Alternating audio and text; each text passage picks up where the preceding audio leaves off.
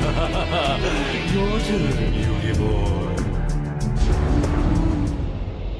What is up, guys? This is Linthio coming at you with a card discussion today about something that's been out for a little bit of while in the OCG Millennium Pack, and that is Holding Legs. Now, this card is a really interesting card, and it's been seen a lot of play in the OCG, mainly with things like the Infernoids, because it's just kind of a nice little board wipe, and then you can just start going in with all the Infernoids. So there's a Dark level for 800 attack, 600 defense, with its effect reading as follows. If this card is summoned, return all spell and trap cards on the field to the hand. You can banish this card from your graveyard, then target one set spell or trap card your opponent controls. It cannot be activated until the end of your opponent's next turn. So straight away, we can see that this card is a walking giant grenade, and it has very similar resemblance to Visor Shocker, and I'm pretty sure this was used in the anime or it was a substitute for Marik's Visor Shocker, but anyway, that's a little bit of history for you. The card, no doubt, is very good. Getting its effect when it's just summoned, so normal summon, special summon, flip, anything like that, it gets its effect, and it giant grenades the back row for each of you.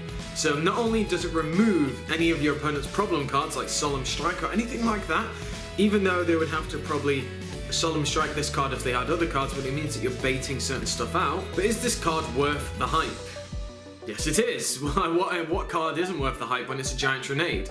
The second effect that allows you to target a set spell or trap card, and they can't use it until the end of your opponent's next turn, is kind of like the Fire Fist card. I can't remember what that one is, but it's very much like that. You target, they can't use it, which is really, really good. However, they can still respond to this. Unlike the Fire Fist card, they can still respond. So, for example, you target, say, one of their set cards, I don't know, it could be an anti-spell fragrance, something like that, you can go, okay, well, I'm going to chain it. I'm pretty sure that's how it works, considering it doesn't say your opponent cannot respond to the activation of this effect with that card.